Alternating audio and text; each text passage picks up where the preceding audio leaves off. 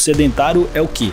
É aquela pessoa que gasta poucas calorias na semana ou nenhuma caloria. Pegando o exemplo que você do obeso mesmo, quando você coloca esse obeso numa condição que ele precisa ficar para dar uma, talvez, diminuir esse nível de dopamina, ele fica em abstinência, como se fosse um drogado mesmo. E isso é muito importante. Qualquer pessoa que quer mudar um hábito, ela precisa colocar o jejum em prática. Isso é até uma estratégia, né, para quem deseja dominar a dopamina e sair de um mau hábito para um bom hábito.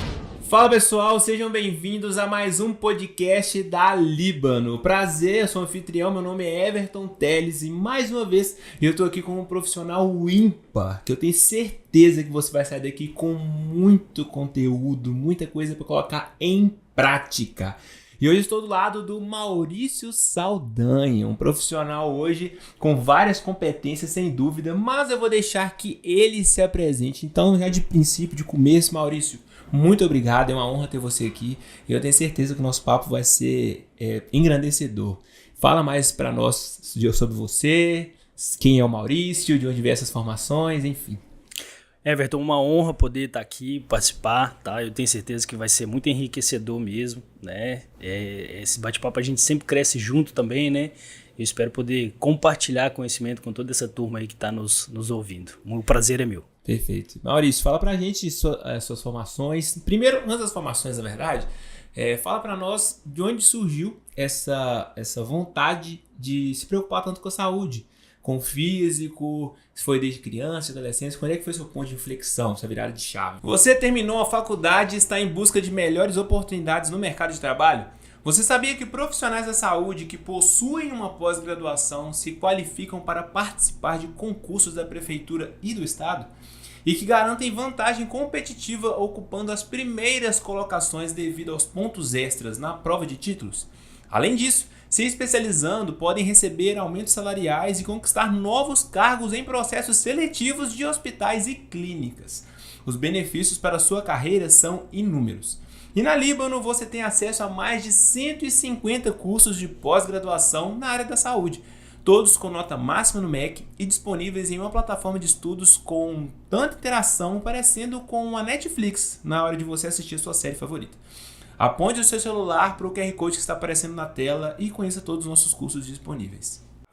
Bom, pergunta legal, Everton, porque assim, a minha história, na minha infância eu tive problema com raquitismo, né? Eu tive um abuso mesmo lá no início em relação à alimentação, né? Maus tratos mesmo da cuidadora, e com isso eu fui perdendo interesse pelas coisas prazerosas, pelos alimentos prazerosos. Por exemplo, tinha um apelido na minha infância que a família até brincava, que era pó de arroz, porque eu comia só arroz. Hoje a gente ri, brinca, né? Mas na época foi sério. E com isso eu fui perdendo o interesse pela alimentação, enfim. E eu era muito magrinho, sempre envolvido com esporte também, porque minha mãe é professora de educação física, então tinha esse estímulo desde cedo em casa. Mas tinha um problema muito com a minha autoimagem também, por ser muito magro, né? E aí eu fui chegando, vendo o exemplo da minha mãe com a educação física, foi vindo aquele interesse em estudar mais sobre, né, a profissão, enfim, ter essa profissão comigo. Mas também eu encontrei na musculação, a musculação ela foi essa virada de chave para mim também, né? Claro que é uma soma de coisas, mas a musculação foi essa virada de chave. Eu fui aprendendo a gostar do exercício, vendo, né, o que aquele estímulo ia produzindo no meu corpo. Com isso também eu fui melhorando os meus hábitos alimentares, fui tendo mais interesse em conhecer mais sobre o alimento, sobre o exercício, né? E aí casou tudo, porque depois que eu entrei na educação física, eu tive aquele final, eu quero fazer educação física. Quando eu comecei, foi vindo o despertar daquele interesse em estudar mais, porque uma coisa é a prática, né? Muitos, né, a gente tem uma história e a gente entra numa prática de um exercício e vive aquilo pro resto da vida. Mas foi vindo o interesse de conhecer mais sobre aquilo também. Sobre a fisiologia, sobre a anatomia, que até a disciplina que a gente tem a oportunidade de ministrar aqui na Líbano, né? mas porque nada mais é do que o conhecimento da natureza do corpo humano, né? A resposta do nosso corpo em relação ao exercício, que é a fisiologia, a anatomia, enfim. E aí foi vindo o interesse. Então foi uma série de fatores, mas assim, essa, como é que eu posso falar? Essa marca que foi, né, que teve na minha história na infância, e bem como a entrada na educação física, foi que fez na musculação, na verdade, foi que virou essa chave e me fez ter mais interesse em conhecer mais sobre a fisiologia e sobre a anatomia. Perfeito. É uma pauta que ela está presente cada dia mais, na verdade, né? As pessoas, elas estão ficando cada vez mais ansiosas, mais obesas. Se eu estiver falando alguma mentira, você pode me Sim, refutar, claro. tá bom? Pode não, você deve, você que é o profissional aqui. Mas é um assunto que tá sempre em voga, e o engraçado que eu acho, Maurício, é que parece que ao longo dos anos as pessoas elas tendem a preocupar cada vez mais com a saúde. De modo geral, parece que é um assunto que fica cada vez mais em voga, que as pessoas vão se preocupando. Só que em contrapartida também parece que os casos de obesidade eles só aumentam. É verdade. Por que isso acontece? Nunca houve um período onde a gente tivesse tanta informação, tanto acesso, tanta facilidade de adquirir os alimentos, e mesmo assim é o momento em que a educação física está mais em voga, ao mesmo tempo que as pessoas ainda continuam se tornando cada vez mais obesas. Por que você acredita que isso acontece? Um ponto que exemplifica isso aí, Everton, que é bem interessante, é o seguinte: hoje a gente tem um acesso à informação que a gente nunca teve antes. Porém, o que a gente percebe? As pessoas elas vivem pouco o que se fala, o que se prega, ou seja, não colocam aquilo em prática, né? A informação ela está aí, mas a gente não absorve aquilo ali e vira a chave, sabe? Eu preciso fazer. Um exemplo disso é que 1 em cada 2 adultos é sedentário.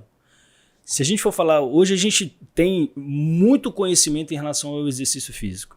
Sabe dos benefícios dele, se você chegar para uma senhorinha, né, em algum cantinho de cidade, se falar assim, que o exercício é importante, ela vai falar, não, o exercício caminhar é importante. Né? Então tem esse conhecimento. Mas ainda assim, não vive aquilo ali. E por isso a realidade, né, ela não condiz com o acesso à informação que a gente tem. Outro ponto, por exemplo, hoje o que mais mata são as doenças crônicas não degenerativas, né? As doenças do coração, doenças do cérebro. Doenças crônicas não degenerativas. Né? Infarto, AVC, o acidente vascular cerebral, né? Infarto agudo do miocárdio, enfim, as doenças, resumindo, doenças do coração e do cérebro, né? Órgãos que são muito importantes para a gente. E o que a gente percebe? Quais são os fatores de risco para essas doenças? É o sedentarismo, são o consumo de alimentos ultraprocessados. Então, sim, basicamente é um estilo de vida. Então, o nosso estilo de vida não condiz com o estilo de vida antigo, por exemplo. A gente viu os nossos avós aí, né, o povo chegando a 80, 90. Eu mesmo tenho um vô com 99 anos. Né? Então, isso é... A minha avó também tá com 99, Olha cara. só, isso tá cada dia mais raro. Sim. Porque a expectativa de vida ela não tá como era antes, né? Então, assim, isso por quê? Porque o estilo de vida, eles caminhavam mais, comiam melhor, porque hoje, basicamente, o que é o alimento ultraprocessado? É o alimento com pouco nutriente, na verdade, é um alimento fabricado, né? É pouco nutriente. Se a gente pega ali, sei lá, um cereal, às vezes tem 30% de alimento só ali. O resto é tudo fabricado. Então aquilo faz mal para o nosso organismo. E antigamente não. Se a gente for olhar, era o alimento da terra, né? Enfim, a proteína. Não tinha essa quantidade mais natural, né? Mais natural, exatamente. Eu acredito que isso tem muito a ver com o neurotransmissor que ele está muito em voga agora, que é a dopamina. Né? Só para exemplificar para quem está ouvindo, que é o neurotransmissor responsável pelo nosso prazer. E não só pelo nosso prazer, como a nossa busca pelo prazer. Só que o que acontece? Antigamente, os nossos avós, para poder ter esse prazer do alimento, era preciso plantar, era preciso caçar, preciso produzir a comida. Verdade. Então existia um processo, existia um trabalho a ser feito. Só que hoje as coisas estão cada dia mais acessíveis. Então, para você hoje ter alcançar esse neurotransmissor da dopamina, ele é imediatista. Então, você quer um filme, você abre a Netflix e você não consegue nem escolher de tantas opções. Antes você ia na locadora e você tinha um trabalho para escolher um, né? Meu Deus do céu, será que vai ser bom? Não, você sai testando. Hoje em dia, sai fica 10 minutos no filme e sai. E assim com todas as outras coisas. Aplicativos, redes sociais, stories, TikTok. Então nós somos uma geração que está acostumada em ter prazer o tempo inteiro. Nós não estamos acostumados a ter tédio. Então o que eu imagino que tem muito a ver é por esse contraste de muita informação para aumento de obesidade, é que as pessoas elas não estão cada vez menos dispostas a pagar o preço. Verdade. Elas querem o resultado do dia para noite. Então eu quero cortar o cabelo, eu vou no barbeiro e corto. Eu quero fazer a barba, eu vou no barbeiro e corto. Eu quero comprar uma carne, eu vou no supermercado e eu compro. Eu quero um corpo do dia para noite. Não vai ter jeito. Não vai ter jeito. Você acha que é realmente isso? Você acha que tem outros fatores? O que você acredita? Não, isso está corretíssimo. Tem um livro que eu gosto muito também, que é de uma psiquiatra e de uma psicóloga. Ela é norte-americana, chama Nação Dopamina. Uhum. E ela fala... Perfeito o livro. E ela fala exatamente isso. Primeiro ela conta alguns casos de pessoas que ela atende, né? Obesos, viciados em tudo quanto é tipo de coisa. E ela fala exatamente sobre esse neurotransmissor que é a dopamina, né? Ela chama essa geração de hoje como geração dopamina, né?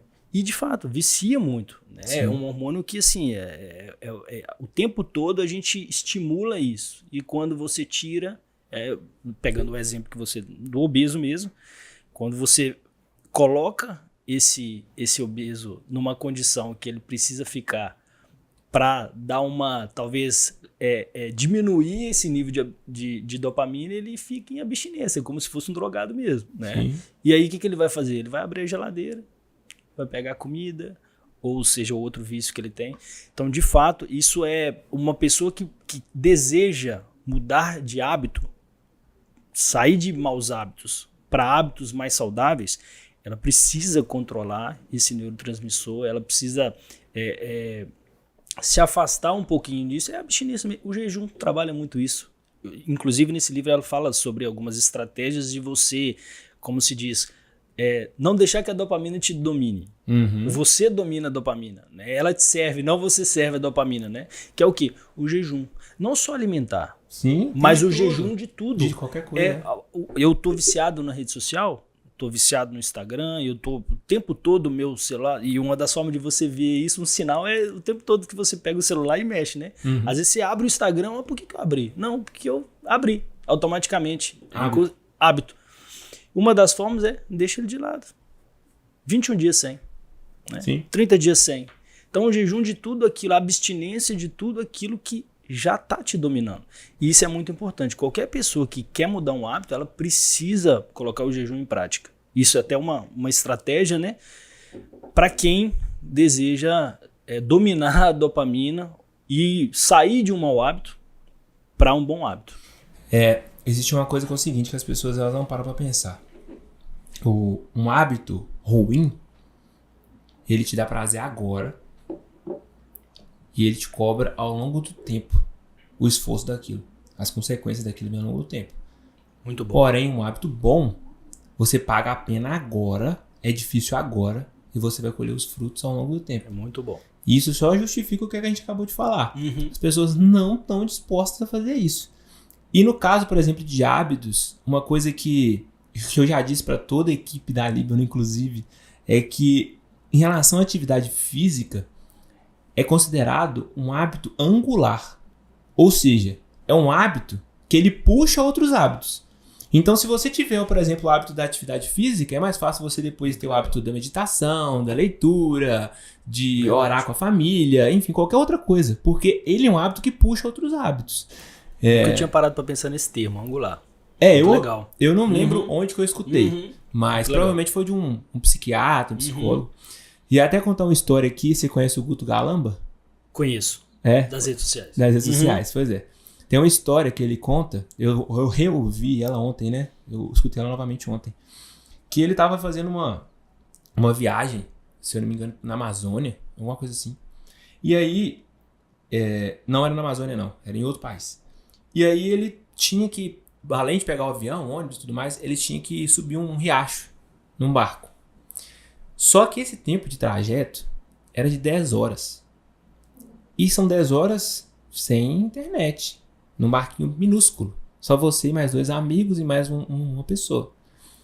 E aí, nas primeiras 2, 3, 4 horas, você tem assunto. Você conversa, tudo mais, segue a vida. E aí depois, passou-se umas 7 horas, começou a cair uma chuva muito intensa.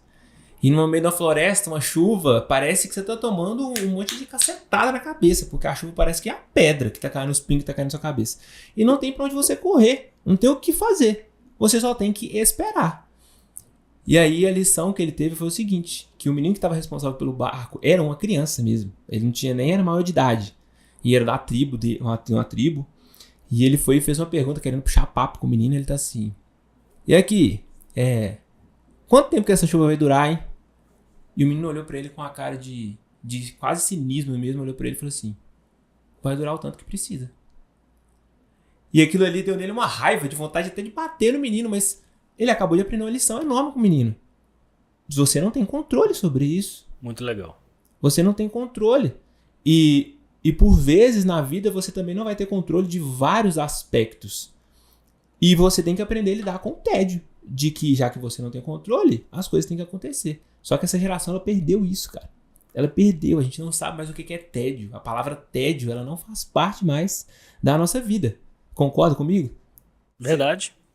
E isso é o que muitas vezes nos molda como ser humano, né, o Everton? Com certeza. É o sofrimento, o tédio, as desavenças, né, que te faz repensar. Você imagina, se tudo estiver bom, Exatamente. tudo que você quer, você tem acesso fácil. Você quer isso, se você tem. Que tipo de ser humano que a gente vai virar, né? Então, verdade. Uma coisa que, enquanto você falava, eu até pensei, você já notou que hoje em dia até os áudios do WhatsApp a gente acelera? Onde nós vamos chegar? Exatamente. Dessa forma. Porque é tudo muito acelerado. Então, acabou isso aqui. Sim. O bate-papo, o olho no olho. Vamos sentar e vamos conversar. Essa disponibilidade em ouvir o outro, né? Não tem isso. Tem gente que já coloca até no próprio WhatsApp, não ouço áudios. Uhum. Não, tudo bem. Às vezes você está trabalhando, precisa focar, ok. Mas às vezes isso é no fim de semana. Então a mãe mesmo já não manda áudio pro filho. Por quê? Porque o filho não ouve áudios. Então, assim, a gente precisa ligar esse sinal de alerta mesmo, porque senão a tendência é a gente ficar uma geração cada vez mais doente, que é o que você mesmo tinha pontuado no início do podcast aí. Voltando mais do básico mesmo, Maurício, em relação à pirâmide da nossa alimentação, o exercício físico, o descanso, que é uma coisa que era para ser uma coisa muito simples. Todo mundo sabe que você precisa se alimentar bem, que você precisa ter um descanso adequado e que você precisa fazer atividade física. Sim. E com a atividade física que a gente fala não é ficar agarrado na academia todos os dias, várias horas. Nem precisa ser isso. Mas desses três pilares, dessas 3 pontas da pirâmide, qual você acha que é o mais difícil de ser cumprido? Por quê? E como é que as pessoas fazem, que você acredita, para poder ter um melhor resultado em relação a isso? As 3 são essenciais, tá? É difícil, eu acho que não tem nenhuma mais importante. É muito importante porque são exatamente as 3 que trazem o equilíbrio do corpo humano mesmo. Agora, eu acho que mais desafiador e mais difícil é a alimentação, né? O alimento ele gera aqueles, o que a gente estava conversando aqui agora, esses benefícios imediatos, prazerosos, né? Então, um alimento rico em gordura, doce, rico em carboidrato, são alimentos que geram esse prazer. E num estilo de vida que a gente vive hoje, muito acelerado, de alta produtividade, enfim, muitos empresários ou pessoas de sucesso mesmo, enfim, ou até a doninha de casa mesmo, ela quer aquele alimento rápido ali naquele momento para produzir, aquele açúcar, né? Então eu acredito que o mais desafiador É a alimentação. Até porque é fácil ver na academia aí o cara indo todos os dias, mas de noite ele tá pedindo o hambúrguer dele, ele tá pedindo a pizza dele. Ele não tá deixando de comer, né? Claro, a vida a gente precisa levar a vida de forma equilibrada, mas eu acho que é o ponto mais desafiador. É mais fácil você encontrar gente, às vezes, fazendo exercício do que fazendo uma dieta. Do que fazendo e quando eu falo dieta, tendo um planejamento alimentar mais equilibrado e balanceado. Né? Eu acredito que a alimentação é mais desafiadora. Entendi. E vamos falar um pouco de cada um desses pontos da pirâmide. Certo. Para uma pessoa que ela está começando a decidir, tá ruim já chegou na parte corretiva dos negócios já, ou eu mudo ou vai daqui de ladeira abaixo. Quais que você acha que devem ser as primeiras preocupações em relação à alimentação dessa pessoa? O que ela deve fazer durante o dia a dia dela para poder tentar ao máximo cumprir uma alimentação mais saudável? Primeiro, eu acho que a gente tem que vamos facilitar, né, Everton? Acho que esse é um ponto importante para nós como profissional da saúde.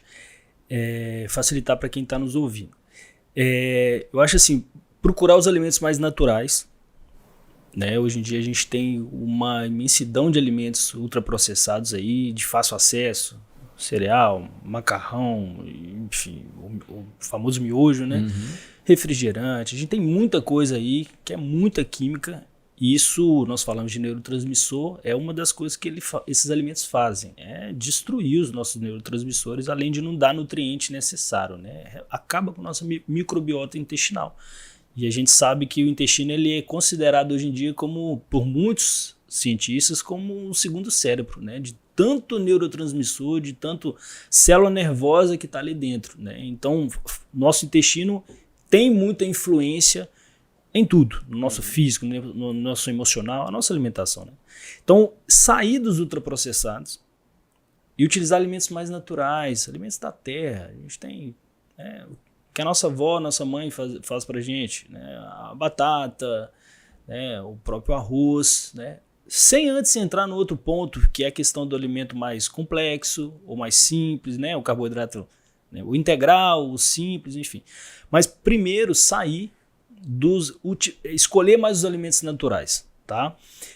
Outro ponto que eu acho importante também é a gente ter a consciência de diminuir o carboidrato em excesso. Tem inúmeros estudos que mostram que carboidrato em excesso não faz bem, né?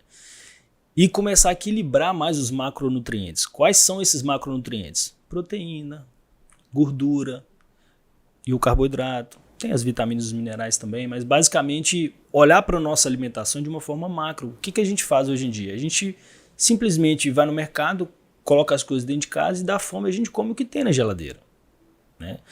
Aí às vezes, se a gente for olhar o nosso café da manhã e contabilizar o que tem na nossa mesa, você vai ver que 80% é carboidrato. É bolo, é pão. Isso numa mesa comum, biscoito, né? Biscoito, carboidrato. Então, quando você vai olhar, de gordura boa tem isso aqui e de proteína tem isso aqui. É um queijinho, às vezes, que você põe dentro do pão. Acabou. Então, aí chega no almoço, vai ter 3 carboidratos ali dentro do prato. Macarrão, arroz, feijão. Exatamente. E tem uma proteína. E sem salada. E sem salada. Aí chega de tarde, tem um cafezinho, que o brasileiro gosta do cafezinho também. Mas tá aí de novo, às vezes, o bolo, o pão, né, uma frutinha, né, olhe lá às vezes quando entra uma fruta e vai jantar às vezes de noite. Então assim, quando a gente coloca isso, dá uma olhada de uma forma macro, né? Macro, tá? Então isso é muito importante equilibrar, sabe? Às vezes a gente você vê muitas pessoas falando muito mal do carboidrato. O carboidrato ele é bom, a gente precisa de energia, mas em excesso tem muitos estudos mostrando aí, inclusive no meu livro eu trago um estudo que é bem interessante, é um estudo longitudinal de anos, 135 mil pessoas foram controladas, e o que esse estudo mostrou? Que as pessoas que consumiam mais carboidratos, elas tinham 28% mais chances de morrer, de ter doenças cardiovasculares e chances de morrer, e as pessoas que tinham um consumo maior de gordura boa aumentaram a expectativa de vida. Olha que interessante. E durante muito tempo a gente escutou o quê? Que a gordura faz mal e o carboidrato não é o problema. Né? E Quais entram as gorduras boas?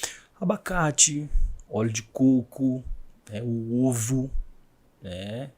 A gordura da carne também? A gordura da carne, ela é positiva, mas não é. Ela também tem as suas, como é que eu posso falar? Os seus poliinsaturados, né? Ela também tem ela não é das melhores gorduras, mas ela, por exemplo, de muito tempo a gente escutava, tem que tirar a gordura da carne para você comer a carne.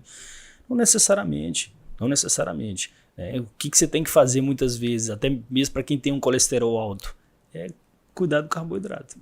Porque é o carboidrato em excesso que leva... É porque dificilmente a pessoa vai consumir proteína em excesso, né? Exato. Então por isso que nem é preocupante em relação a isso. Quero entender agora como é que funciona o seu perfil de atendimento, né? Mas de crença.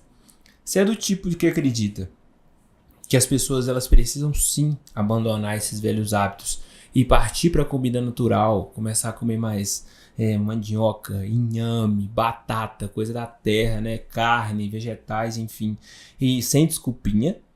Ou você é do tipo que acredita que não adianta mudar de uma vez, que a pessoa não vai conseguir e que para começo é bom que você permaneça comendo as coisas que você come, porém vamos diminuindo a quantidade e depois adicionando uma coisa de cada vez?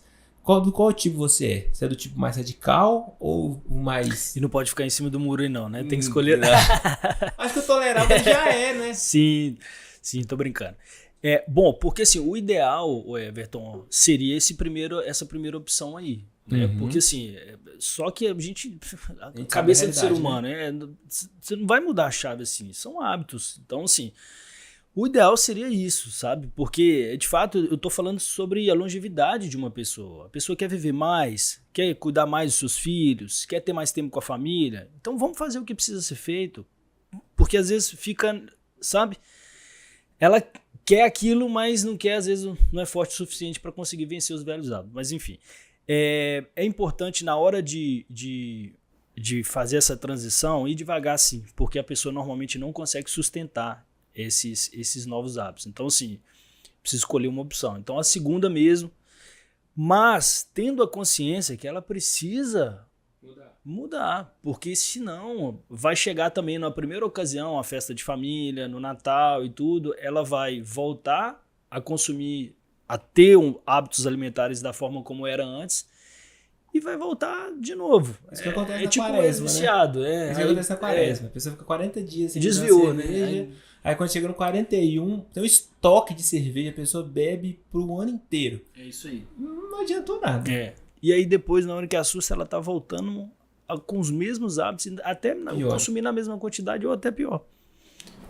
E agora eu quero comentar uma coisa aqui, que eu posso estar cometendo um crime, mas eu quero que você me refute e me corrija. Estou aqui para poder ser um bom aluno, humilde, para poder, para poder absorver. Que é o seguinte, se você quer comer porqueira, caso você queira ser essa pessoa, vou te falar o meu exemplo. Eu treino há muito tempo. E, cara, eu não nego. Qualquer tipo de alimento, eu não nego. Mas não nego mesmo. Pode ser chocolate, pode ser hambúrguer, pizza, o que for, eu não nego. Eu como errado o dia inteiro? Não como. Eu bato minha cota de água todos os dias. Agora de manhã, por exemplo, comi 2 pães de sal com 2 ovos em cada. Comi minha banana, treinei em jejum. Então eu tenho uma regularidade. Mas, tem um certo controle. Exatamente. Mas, cara, qualquer tipo de doce, de porcaria que tiver na minha frente, porque um dos meus pecados capitais é a gula. E eu não falo isso com orgulho, até porque é muito difícil controlar. Só que ele acaba sendo um pecado capital até engraçado para os outros, visto em mim. Porque como eu não tenho sobrepeso, então, teoricamente, a gula não tem problema. Se eu posso. Só que o papo é que a gula me afasta de Deus, mas isso é papo outra conversa. Mas faz sentido o que eu tô falando? Ou mesmo assim, não, Everton, não é bem assim? Bom, só para entender melhor a sua pergunta, se isso tá certo, como é que é? Vamos dizer assim, que você, por exemplo, não, eu quero comer. Cara, putz, eu quero comer. Então, olha, eu te sugiro pagar um preço agora, para depois, quando você já tiver com hábitos mais... Bom, você tá com quantos anos hoje, Everton? Eu tô com 31. Pois é. O que acontece? O alimento inflamatório, ele é inflamatório. Independente, o que acontece é que nosso organismo ele é sensacional, porque ele responde de forma individual. Tem um princípio até do treinamento que vale para todo, enfim, que é o princípio da individualidade biológica. O corpo ele funciona de forma individual. Às vezes eu vou consumir uma batata doce, ela vai ter uma absorção no meu corpo, vai ter outra no seu. Tem gente que dá gases, tem outros que não dá gases. Enfim, um exemplo simples. Mas o que acontece? O que é inflamatório e ponto. Então, em algum momento vai cobrar. O seu corpo ele vai cobrar. Você vai perceber, às vezes, um abdômen mais inflamado. Você vai perceber, às vezes, é o exemplo do glúten. Né? Hoje em dia, dentro da nutrição, eu estou estudando nutrição agora. Hoje em dia eu estou inchado, inclusive. Tem gente que é a favor, outros não, mas de fato o glúten que a gente consome hoje não é o glúten dos antepassados, é um trigo mais modificado. Então ele causa inflamação, sim. Então é um exemplo do glúten, né? Então eu vou lá no pão de sal, comi o pão de sal com ovo. Às vezes eu vou notar que meu abdômen não vai ficar da mesma forma como se eu tivesse comido, às vezes, um pãozinho integral sem glúten com ovo. Você vai notar uma diferença no abdômen. Então é um pequeno sinal, né? Mas hoje talvez não tenha tanta influência, mas mais tarde o seu metabolismo começa a ficar um pouquinho mais lento, sua taxa metabólica, né? Na verdade é o termo mais correto, começa a cair um pouquinho. Você começa a perceber que aquilo que não te fazia mal, hoje começa a te fazer. Então, assim, a minha sugestão como profissional começa a equilibrar algumas coisas. Tira algumas coisas para deixar a sua alimentação mais natural, talvez se essa seria a melhor palavra, e continua, sim, equilibrado, cara. Eu, por exemplo, se eu vou numa festa de criança e tem alguma coisa, eu como. Eu não tenho esse radicalismo, né? Porém, o que eu faço? Você detona ou come? Não, como moderadamente. Entendi. Mas assim, segunda a sexta, eu sou controlado. Entendi. Eu tenho meu plano alimentar desde a hora que eu acordo e a hora que eu vou dormir. Eu não compro, cara. Porque eu não compro mesmo. Porque Pra não se ter tiver em casa, eu vou comer. É verdade. Não tem como, eu como. Se eu for na casa da minha mãe, por exemplo, na minha sogra, nossa, eu como muito. Detono com força mesmo. É coisa assim absurda. Mas o problema é que para chegar nisso as pessoas precisam fazer atividade física. E voltando, né, de novo ao princípio, atividade física. O quanto que é recomendado? Existe um número, existe uma quantidade que é o ideal para todas as pessoas ou para cada um vai ser diferente? Quais atividades físicas? Já te adianto que eu acredito que todo mundo tenha o seu esporte. Se você hoje não pratica nenhum, talvez é porque você não tenha encontrado. Legal. Não gostei da musculação, não gostei do crossfit, não gostei da natação. Isso é um ponto muito importante para fidelização, cara. Pois é. Ter prazer, encontrar esse esporte que é o que você falou. Pois é. E o que você acha que a pessoa deve fazer para poder começar assim? Eu acho que ela tem que ter algo que ela tenha prazer, sim, né? Mas se ela não encontrou, eu quero também falar que ela tem... não é uma desculpa, o exercício hoje em dia ele é de fácil acesso. Basta você, às vezes, ter um tênis em casa, você pôr e caminhar. Já é um exercício. Voltando ao que você falou sobre a dose, tem um estudo muito legal que é da Universidade de Harvard. Esse estudo ele mudou até um pouco o conceito do sedentário, porque depois desse estudo, o sedentário é o quê? É aquela pessoa que gasta poucas calorias na semana ou nenhuma caloria, né? Então o que esse estudo mostrou? Que uma pessoa, para não ser considerada sedentária, ela precisa gastar 315 quilocalorias dia. Ou seja, 2.200 quilocalorias na semana. Para não ser considerado sedentário. Para não ser considerado sedentário. Isso é pouco, hein? Isso é pouco. Nossa. E olha que interessante, as atividades ocupacionais, ela vale. Ela conta. Ou seja, ir no supermercado, ir trabalhar a pé. Não, se você está na frente do computador e fritando a cabeça, você já queima caloria. Já queima caloria. Claro que um nível de atividade, por exemplo, uma auxiliar de cozinha em casa, ela vai movimentar mais, né? Uma pessoa que trabalha dentro da indústria, isso conta ainda mais calorias. Mas as atividades ocupacionais. Só que o que eu entendo que as nossas, e penso, né? Que as nossas atividades ocupacionais, ela não pode ser o nosso teto, tem que ser o nosso chão. Para o quê? Porque eu preciso ter a prática regular do exercício físico. Porque se a gente coloca, às vezes, um calorímetro até, que é um relógio para contar calorias no braço, às vezes nem dá isso. Poxa, mas esse estudo aí também pode atrapalhar os negócios tudo. Joga para baixo um pouquinho. Ué, joga. É isso. Porque aí pra quem não tá querendo praticar atividade física, não, já tô batendo é suficiente. Cota. Exatamente. Poxa. Exatamente. Em vez de ajudar, tá atrapalhando. Joga para baixo. E, inclusive, já fazendo até a ponte, no meu livro eu falo um pouco sobre isso. Eu falo sobre esse estudo e pontuo que, no meu ponto de vista, isso precisa ser o chão e não o teto. Ou seja, é importante que a gente faça esse cálculo de 300 quilocalorias como prática regular e não atividade ocupacional. Ou seja, a partir de hoje o Everton ele tem um compromisso, não importa qual tipo de atividade, mas ele tem um compromisso de, por meio do exercício físico e não atividade ocupacional, ele gastar 315 quilocalorias por dia, 7 vezes na semana. Então, isso já muda o que é a chave. Igual você toma um remédio manipulado todo dia, o exercício vai ser o seu remédio, o seu manipulado todos os dias. Então, de domingo a domingo, você vai pôr um tênis e vai separar 30 minutos do seu dia, que 315 calorias dá, dentro dessa média aí o gasto, 30 minutos a 1 minuto, claro, depende da intensidade, da velocidade e do peso da pessoa também. Mas ela vai separar 30 a 60 minutos para tomar o seu remédio, que é o quê? Exercitar 7 dias na semana, 30 a 60 minutos. Mais importante que isso, gastar 315 quilocalorias. Se essa pessoa faz isso, já tem estudos que mostram também que aumenta a longevidade da pessoa até 5 anos. Então, assim, isso é muito importante.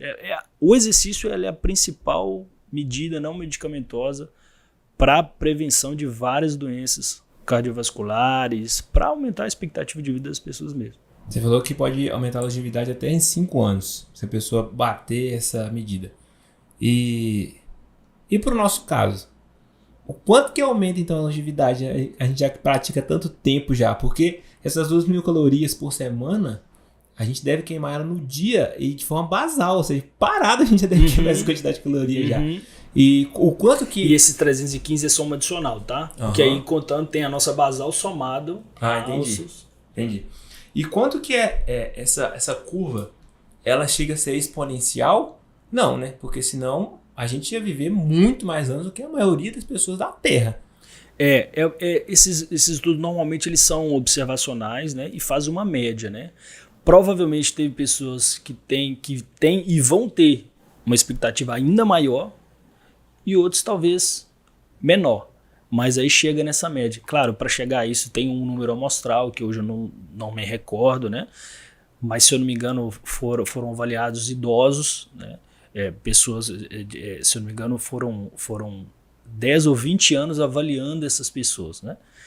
Então, assim, chega numa média, mas com certeza. Outro ponto legal também, o Everton, é que já se sabe também que quanto maior a intensidade do esforço, mais vida. Principalmente para o coração. Olha que louco isso.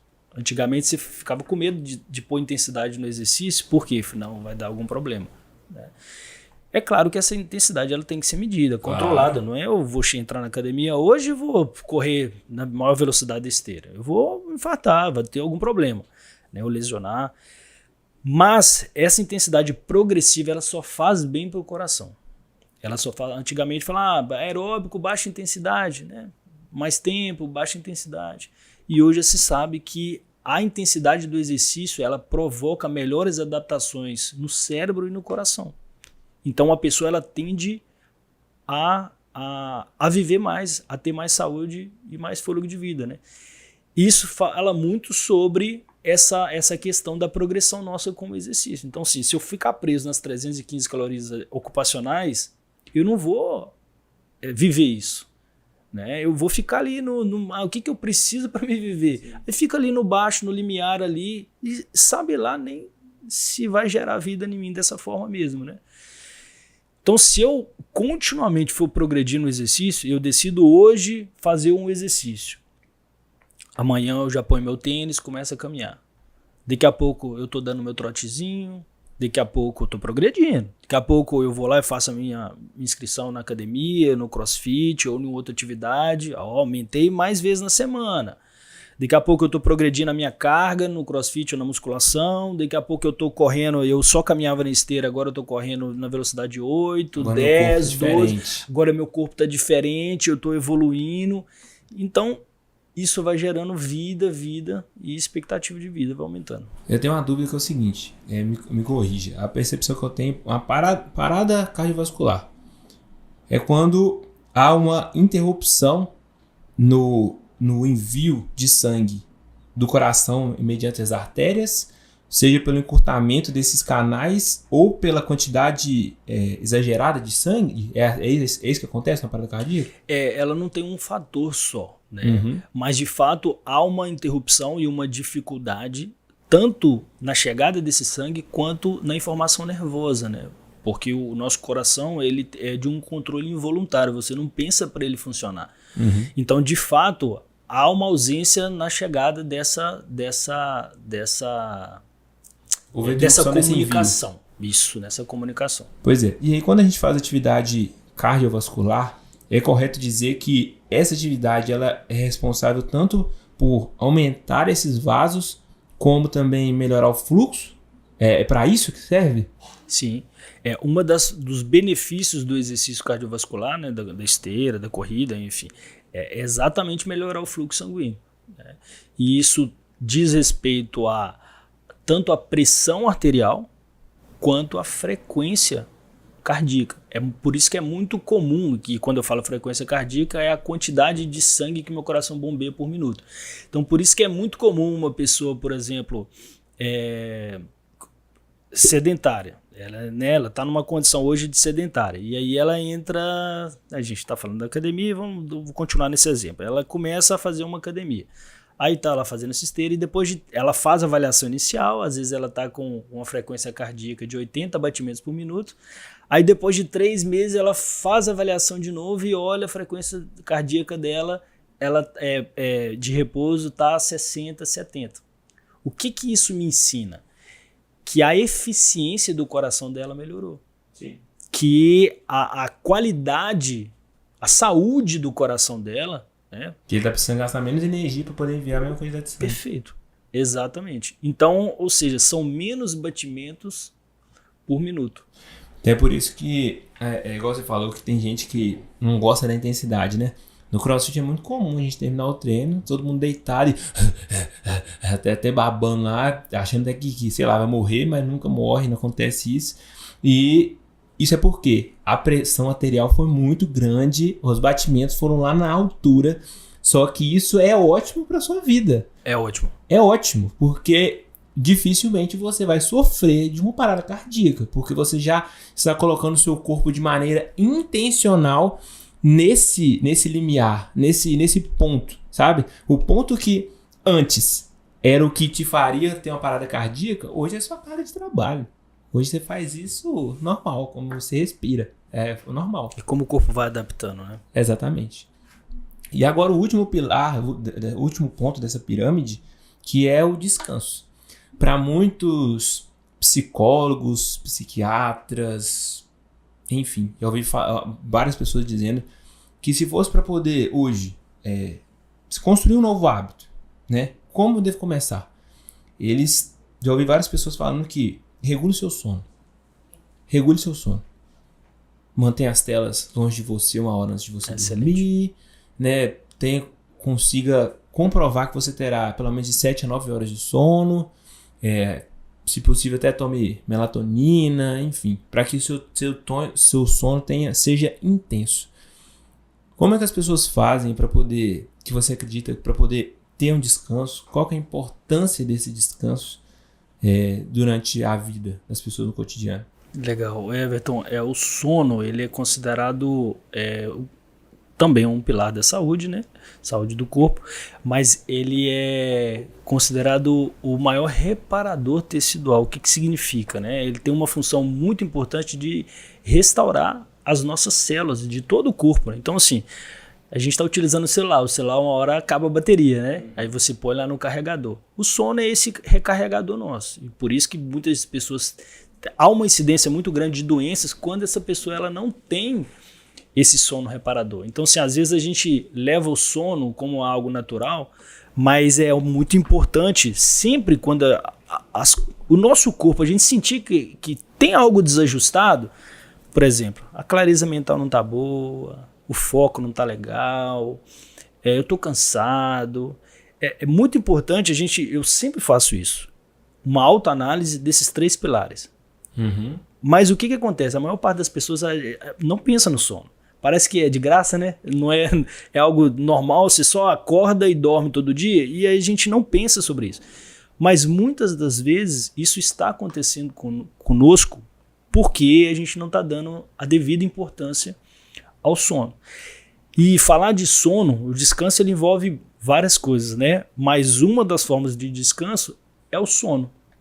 Uma coisa que eu acho bem importante também, as 2 principais coisas assim, para uma pessoa ter um sono reparador de qualidade, é ela cuidar da janela do sono, ou seja, respeitar a secreção de hormônios que são importantes, como o GH e a melatonina, ou seja, dormir cedo, deitar mais cedo e respeitar o tempo de sono. Tem um estudo muito, muito interessante, eu fazendo, mexendo o livro aqui de novo, que eu coloco aqui também, que mostrando uma média de horas de sono, que é 7 horas. 7 a 8 horas, né? Esse 8 horas, então, é bem comum a gente escutar. Mas esse estudo fala que o mínimo que uma pessoa deve dormir para ter essa reparação tecidual é 7 horas de sono. E aí, voltando no primeiro ponto, a primeira estratégia que eu falei, é a questão de deitar mais cedo. Por quê? Porque existem horários em que a nosso GH e a nossa melatonina começam produzidos. Por exemplo, o nosso GH, a nossa melatonina, ela é produzida por uma glândula muito importante do nosso corpo, que o que estimula ela é a ausência de luz. Então ela começa a ser produzida como? Ao anoitecer. Se você for olhar os tempos antigos que não tinha luz, como é que o povo dormia?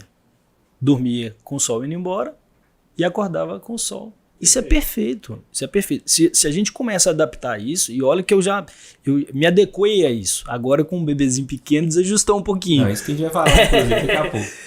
Desajustou um pouquinho. Mas quando eu estava adepto certinho a isso, ô Everton, o meu nível de energia, minha clareza mental, o meu foco é o outro, cara. Você ia dormir 6 horas? É o outro. Não 6 horas. Mas eu deitava 20, no máximo 21 horas. Mas isso é inacreditável nos dias de hoje. Claro. Porque que hora que você dorme normalmente? 22 horas, 23 horas, tem gente meia-noite.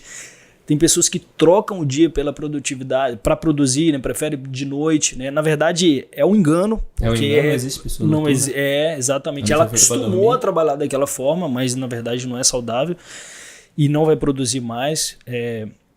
Então, assim, essa janela é muito importante ser respeitada. E o GH, ele tem aí seu pico aí, 21 horas, 22 horas. Então é muito importante, claro que isso tem as suas alternâncias, né? Mas um estudo que eu trago aqui também é exatamente mostrando essa janela, que é aí 21, 22 horas. Então esse horário é um horário que eu já preciso estar dormindo. A melatonina começa a ser produzida a partir das 8, né? Um pouquinho mais cedo, com ausência de...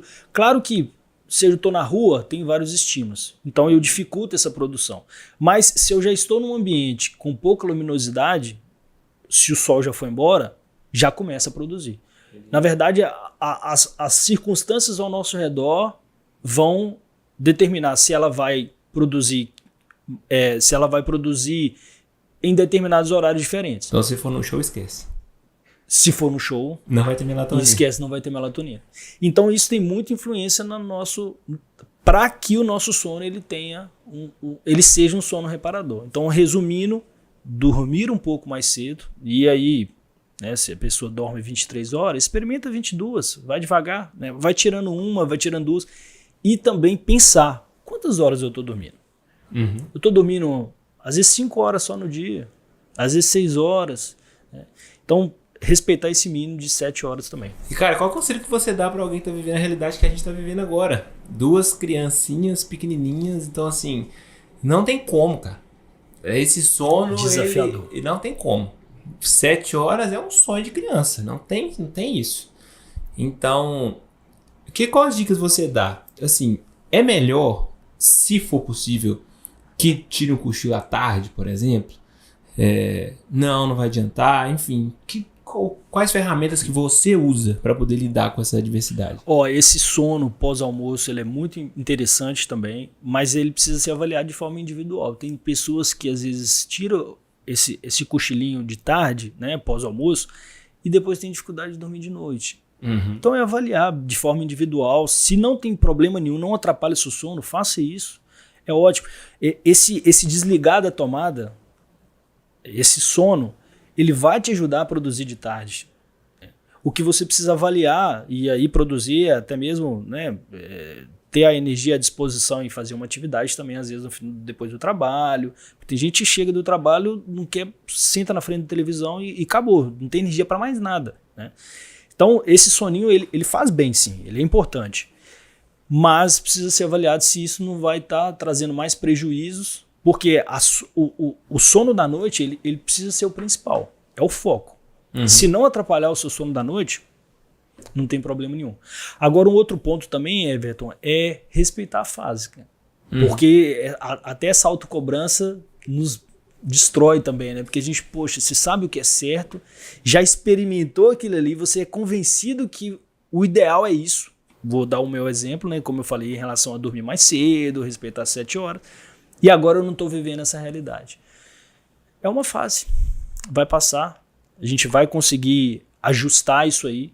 Mas, claro, sempre com um olhar naquilo que você sabe que é o certo e que você já experimentou, provou que de fato te faz melhor. Então isso diz respeito até mesmo já ir adaptando a rotina da criança à sua rotina, né? Hoje, por exemplo, com a Liz, com a nossa bebezinha, a gente está com um bebezinho de 6 meses, né? E ela, no início foi muito difícil, mas o que a gente começou a pegar? Rotina mesmo, pegamos com a pediatra, lemos um livro também, chamado Tenana Nenê, livro muito bom, falando sobre rotina de sono, essas coisas, começamos a aplicar e deu certo. Hoje ela dorme a noite toda.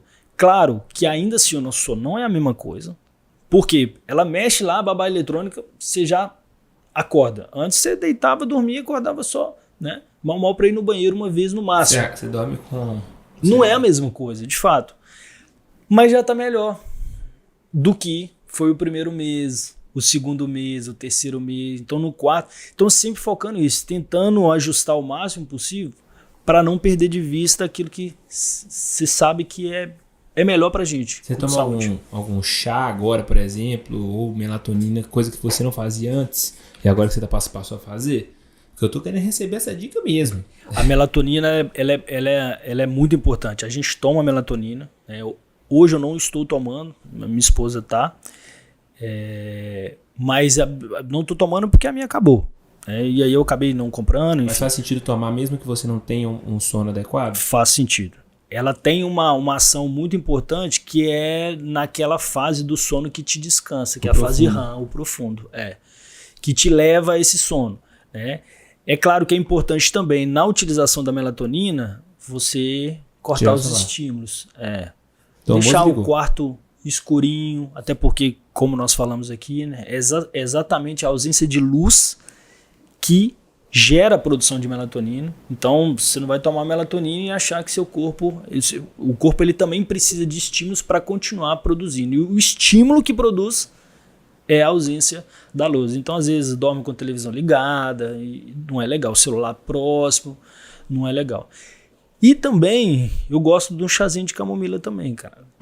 Eu sou bem adepto. Depois que que eu faço o meu jantar, eu tomo um chazinho, gosto muitas vezes de ir para a cama com esse chazinho e com um livro, não levo o celular ele nem dorme perto de mim, no mesmo cômodo que eu deixo fora do meu quarto, né?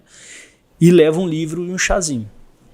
Então aquele ritual ali, ele vai gerando, parece que o momento, parece não é, né? É um momento preparado para o sono, sabe? E aí vai vindo o sono. Evito não ficar pensando muitas coisas. Pessoa que está com, né, por exemplo, que tem síndrome do pensamento acelerado, está com a cabeça muito cheia, é claro que ela não vai conseguir, decidindo fazer isso, amanhã ela senta, faz isso no quarto e ela já não consegue pensar nada. Isso é um exercício. Não pensar em nada também é um exercício, né? É devagar. Mas, à medida que ela vai criando esse ritual, ela vai pensando cada vez menos. Ela vai deixando a preocupação do trabalho de lado, ela vai sabendo, tendo autocontrole nos pensamentos, né? De você, não, peraí, isso aqui, isso era para me ter feito hoje, não consegui resolver, paciência, né? Ser gentil consigo mesmo, né? Amanhã eu vou resolver, não preciso ficar me autocobrando, pronto, vou ler meu livro aqui, começa a ler, toma um chazinho, e aí vai mudando, aí vem outro pensamento, aí você consegue descartar ele devagarzinho, aí você vai indo, na hora que você assusta, você... Eu achava que tanto a melatonina quanto o chá seria um desperdício, visto que eu tinha certeza de que eu iria acordar. Isso que eu estava achando. Então por isso que eu parei de consumir quando meu filho nasceu. Mas então não faz sentido meu... Não, ele é positivo. Ele vai te ajudar a relaxar. Tem medo de não acordar. Ele tem uma... mas assim, tem gente, por exemplo, eu já conversei com pessoas que o próprio, a passiflora mesmo, né? A camomila, enfim, ela bateu como se fosse um ansiolítico, sabe? Um Rivotril para a pessoa. Então, de tão sensível que a pessoa era. Então, eu acho que também precisa avaliar cada caso, teste, né? Para um teste, mas comigo e com a maior parte das pessoas é simplesmente um calmante natural, só vai tender a te relaxar, né? E não vai te impedir de acordar no outro dia. Se fosse um Rivotril, por exemplo, aí sim, aí é pancada, né? Perfeito. Mas melatonina... Cara, e aí? Saúde espiritual. Seu livro, A Liberdade do Corpo, Alma e Espírito. Fala mais um pouco desse livro, apesar que a gente já tocou em vários assuntos dele. Qual que foi sua motivação para poder escrever? Gostei demais do título. Fé, alimentação, exercício, saúde, liberdade. A liberação do corpo, alma e espírito. E aí, conta pra nós. Bom, como você falou, Everton, nós falamos... Esse bate-papo aqui, nós tratamos do livro, né? Tá tudo aqui dentro aqui. Mas, pois no início do ano passado, foi quando eu pode ficar à vontade. Na verdade, esse aqui é um presente seu. Ah, cara, que isso? Tá falando sério? Esse aqui é do João ali também. Que prazer, que prazer. Aí, muito obrigado. Por nada, um prazer é nosso. Mas bom, esse livro ele foi escrito no início do ano passado, em 2023, né? Como eu contei aqui um pouquinho, a minha paixão com a fisiologia, com a anatomia, ela começou desde cedo, né? Enfim, experiência própria mesmo. E eu sempre tive um sonho de escrever um livro. Mas depois, tendo mais à frente, há 7 anos, eu tive 7 anos, 8 anos mais ou menos, eu tive a minha primeira experiência com Deus, né? Não vou me delongar muito aqui. E eu tive uma descoberta muito, como é que eu posso falar? Um interesse muito grande pelas coisas espirituais, né? Ok. E isso me fez a estudar mais, principalmente as escrituras, né? A Bíblia, o nosso manual de vida, o meu manual de vida. E isso foi a cada dia me mostrando, abrindo os meus olhos para o cuidado que o ser humano precisa ter no corpo, na alma e no espírito. Às vezes a gente foca muito só num ponto e a gente esquece do que a Bíblia mesmo nos ensina, que nós somos seres triunos, né? Caraca, nós vamos ter que fazer outro podcast pra gente falar disso. Vamos lá. Em 1 Tessalonicenses 5:23, fala lá uma carta que o apóstolo Paulo fez à igreja de Tessalonicenses para que ela se cuidasse, né? Cuide do seu corpo, estou resumindo esse versículo, cuide do seu corpo, da sua alma, do seu espírito, mantenha ele íntegro e irrepreensível até que o nosso Senhor Jesus Cristo volte. E o que isso nos ensina, né? Quanto é importante para que a gente tenha de fato saúde, o cuidado com o corpo, da alma e do espírito. O que a gente vê hoje em dia? Muitas pessoas com um corpo lindo, forte e tudo, mas com a alma doente, né? A mente não está legal. Da mesma forma, a gente vê pessoas, às vezes, com um corpo muito forte, mas com um espírito pobre, né? E aí a gente percebe esse espírito pobre no que? Às vezes nos valores, nos princípios que aquela pessoa carrega e preza, né? E do contrário também. Sim. Pessoas...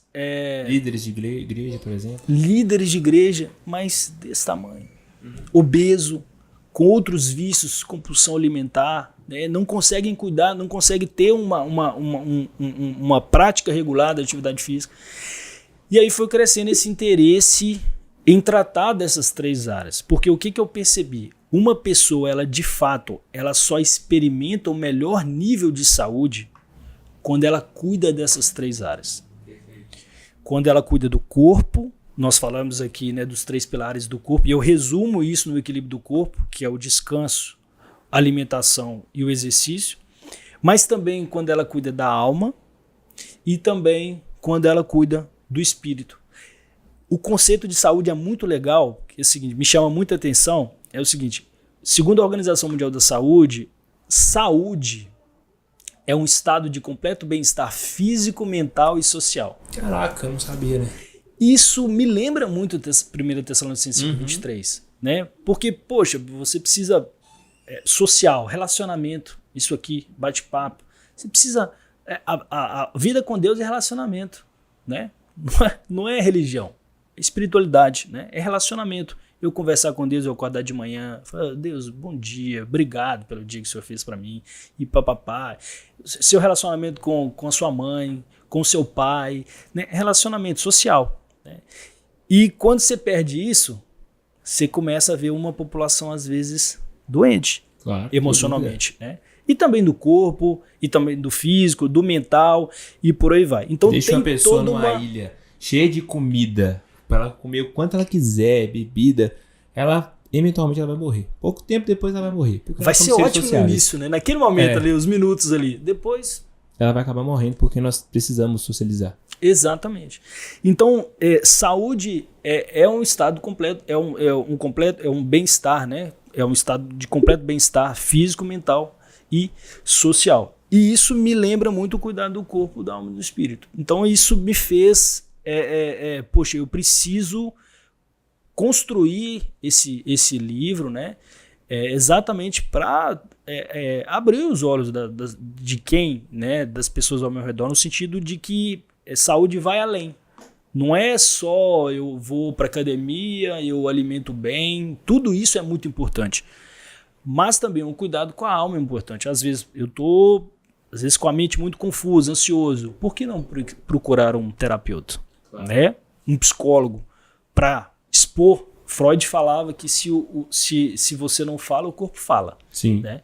Então, de alguma forma, se o cara está aqui com a mão, passando na cadeira, né? E hoje em dia a ansiedade virou uma moda, né? É difícil achar quem não tem uma ansiedade patológica, né? Mas por quê? Porque às vezes não vive algumas coisinhas que são... A gente conhece, sabe, né? Por exemplo, alguém já deve ter falado para você que o psicólogo é importante, mas na hora que a gente vive uma realidade de uma doença emocional, todos nós somos vulneráveis a isso,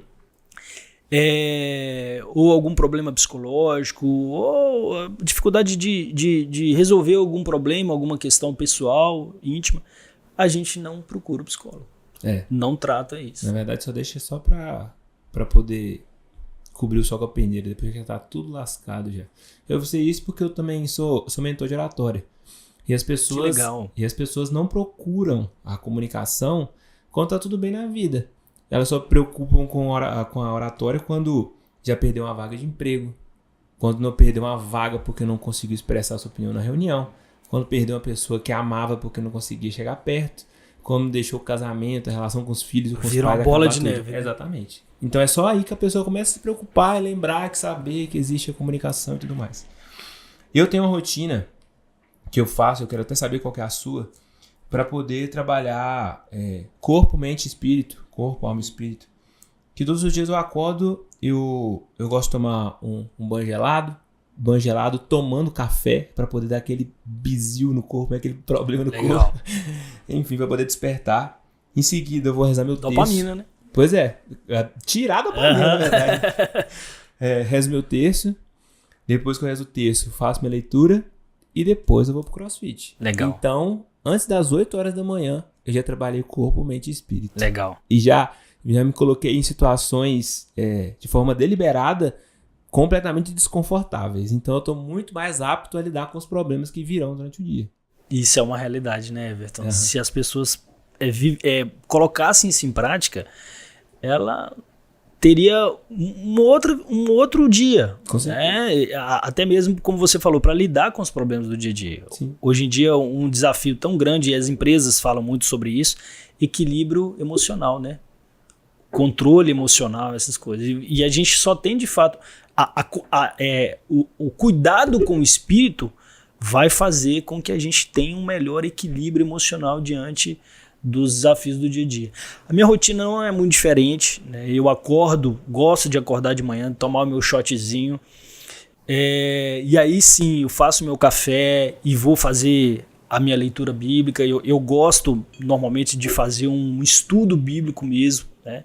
Então eu tenho um plano anual que eu faço, eu tenho um compromisso de todo ano ler a Bíblia uma vez pelo menos por ano, né? Uhum. Então tem de Gênesis a Apocalipse, eu faço o meu plano, enfim. Estudo e procuro ouvir Deus, e quando falo ouvir Deus, quando a gente parar na oração e também na leitura, né? Porque às vezes quando a gente está lendo, a gente está ouvindo Deus ali, né? Se as escrituras é a palavra de Deus, a gente está ouvindo Deus falar através dela conosco. E aí eu tenho esse meu tempo, né? Nada muito cheio de ritual, mas é isso mesmo. E aí, logo em seguida, eu vou tomar meu café. Aí tomo meu café e vou fazer o meu exercício. Aí eu começo meu dia. E aí depois eu vou pro trabalho, a gente tem um estúdio de personal em Minas Gerais, em Patinga. E aí lá eu tenho a minha rotina, né?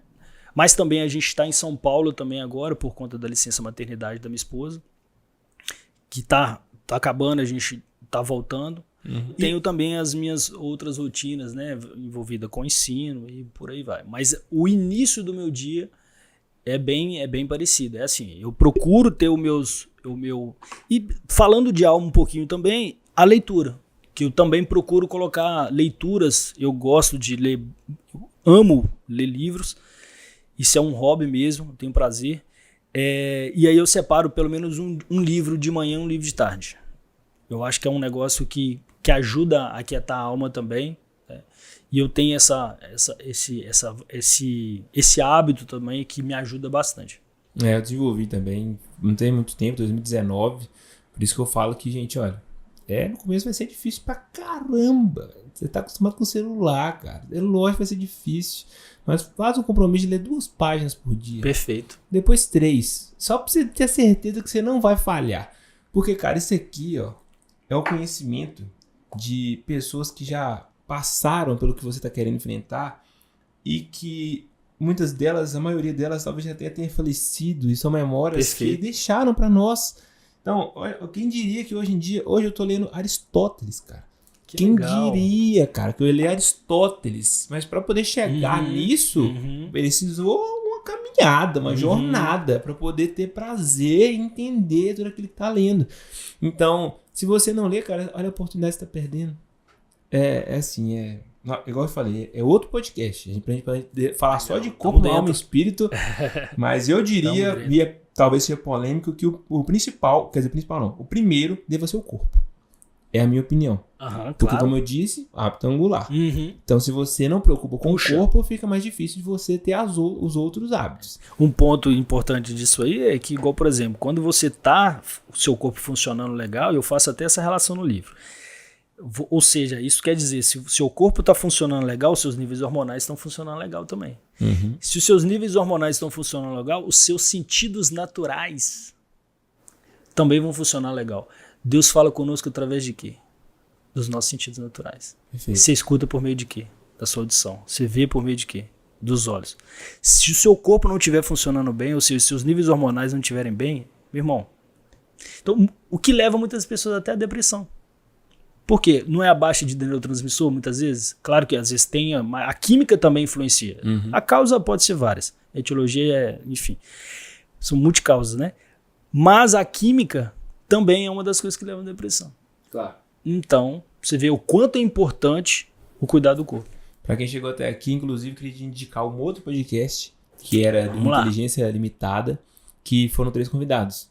Paulo Musi, Eu vi esse podcast. Paulo Musi falando do corpo. Sensacional. Thiago Brunet falando da alma. Não, do espírito. E o Paulo Vieira. Paulo Vieira falando da alma. Sensacional. E os 3 falando desse equilíbrio entre as 3 coisas e tudo mais. Então, assim, é fenomenal. É fenomenal e fica a indicação. Então, olha, agora mais 3 passos que nós temos, Maurício, que é o seguinte. Primeiro, quais conselhos que você dá para os alunos, as pessoas que estão com vontade de fazer uma pós-graduação voltados na área da educação física, na área da saúde? Quais dicas que você dá? Tem mercado? De acordo com a sua formação, o que você viu acontecer? Qual conselho que você dá de coisas que você já viveu? Tem agora a liberdade de ser um mentor dessas pessoas. Quais conselhos que você daria? Eu acho que é bem importante também você identificar o nicho, né, o que você quer trabalhar. Né? Eu vou dar o meu exemplo. Né? Quando eu fui escolher a minha primeira pós-graduação, eu fiz uma pós-graduação em Fisiologia do Exercício e depois fiz em Treinamento Funcional. Por que eu escolhi a Fisiologia do Exercício? Porque é uma especialização que me daria um campo muito amplo, me permitiria muito amplo. Eu poderia, por exemplo, trabalhar dentro de ser um treinador de handball, que me ajudaria. Eu poderia estar lecionando em uma faculdade, que me ajudaria. Então, por quê? Porque basicamente é um conhecimento sobre a natureza do corpo humano. Então, eu acho que o primeiro é o nicho, né? E também a escolha em relação a uma, como é que eu posso falar? Como eu dei o exemplo da fisiologia, um campo, na verdade, uma especialização que te permitiria trabalhar em um campo muito amplo, né? São N oportunidades, o mercado, enfim, né? A gente tem muitas opções aí para poder trabalhar. Mas eu acho que o primeiro conselho é não deixe de se especializar, porque eu não me arrependo de nenhum. Eu fiz 2 pós-graduações, depois eu fiz o mestrado, e eu vejo que o conhecimento é infinito. A cada vez que eu estudo, eu percebo que eu preciso estudar mais. Né? Então, assim, não perca tempo. Hoje em dia a gente tá muito na parte prática do técnico. Exato. Eu acho que não precisa fazer pós-graduação, não precisa especializar. Né? Uma prova disso é que eu estou estudando nutrição agora, né? Se for olhar, não, Maurício, mas você vai voltar a fazer uma outra graduação? Não, eu quero fazer. Né? E depois que eu terminar a nutrição, eu já estou pensando em a próxima, que com o livro me acendeu uma vontade de fazer psicologia. Então, assim, sabe, não tem limite. Então, eu acho que é isso. Tenta identificar o seu nicho, mas não deixe de fazer também. Faça uma pós-graduação, escolha. E a gente está aí na Líbano, aí, que é sensacional. Perfeito. E 2 coisas agora, as últimas 2 coisas, né? É que como que as pessoas fazem para poder adquirir seu livro? Saúde Espiritual. Aí, ó. Como é que as pessoas fazem para poder encontrar? Acho que o primeiro que é mais fácil de encontrar aqui é no meu Instagram. Okay. A gente lá no meu Instagram. Que já seria o último passo, inclusive. @Prof. Maurício Saldanha, né? PROF Maurício Saldanha, né? Lá tem um link onde O livro está sendo distribuído? Onde o livro está disponível, né? Esse link ele vai te levar para a editora, porque a editora Micra é uma editora de São Paulo, que você consegue adquirir o livro, tá? Também na livraria Leitura, tá? De Ipatinga, Minas Gerais, e também na nossa empresa, que é no Estúdio Personal Maurício Saldanha, que também é em Ipatinga, Minas Gerais. Mas um lugar a gente está entregando esse livro para qualquer lugar do Brasil, até fora do Brasil. E o lugar de mais fácil acesso são as redes sociais, né? Então certeza. O Instagram, lá tem um link e que é o link da editora, já consegue adquirir esse livro lá. Inclusive deixar um gancho aqui, já que a gente está falando sobre conselhos para alunos, né? Que é o seguinte: antigamente existia uma piadinha de que o médico, quando chega no lugar, ele chega de Porsche. O engenheiro, quando ele chega no carro, chega de Mitsubishi.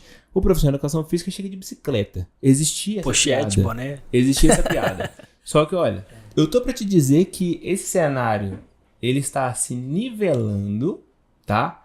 Ou já até o profissional de educação física em alguns momentos aí tem até passado. Claro que eu não tô falando isso de forma geral. Ainda a medicina continua sendo a percussora, só que o digital tá nivelando isso. E se você for um profissional de educação física e souber lidar com os recursos digitais, você vai explodir. Vai explodir. Porque o que tem de pessoas produzindo conteúdo sobre atividade física no Instagram não é pouca coisa. E pessoas que já estão, assim, multimilionárias. Então, assim, espaço tem. Suas desculpas estão cada vez caindo mais por terra. E é isso. Eu falei certo ou não? Falou certíssimo. Hoje, com as redes sociais, então, nivelou geral. Tem muito médico aí que tá, às vezes, só atrás de um consultório, e o professor de educação física aí, já com suas influências nas redes sociais, está ganhando muito mais. E é verdade. Não, eu tenho um mentor de educação física que ele já tá com alguns milhões na conta. Olha já. Que legal. Alguns milhões. Mas, enfim. Cara, muito obrigado pelo papo. Eu que agradeço. Foi excelente. Gostei demais de conversar com você. Imagino que as pessoas que estejam ouvindo também tenham aprendido muito. Eu sou muito suspeito para poder falar sobre isso, mas é um assunto extremamente relevante para todo mundo, inclusive. E eu espero sinceramente que você também tenha gostado, que as pessoas tenham absorvido bastante conteúdo, e foi um prazer ter você aqui. Não, eu que agradeço esse bate-papo, essa mesa aqui, né? Foi muito gostoso. A gente aprende o que ensina também, né? Então, enquanto a gente está falando aqui, a gente vai revendo vários conceitos. Vai revendo vários conceitos, vai aprendendo também, né? E a gente vai crescendo junto. Eu que agradeço, foi um prazer estar aqui. Então é isso, pessoal. Muito obrigado por vocês terem ficado até aqui. Espero sinceramente que vocês tenham gostado, que tenham aprendido, que vocês agora tomem conta tanto do seu corpo quanto da sua alma, também do seu espírito, tá bom? Espero vocês no próximo podcast da Líbano e um grande abraço. Tchau, tchau.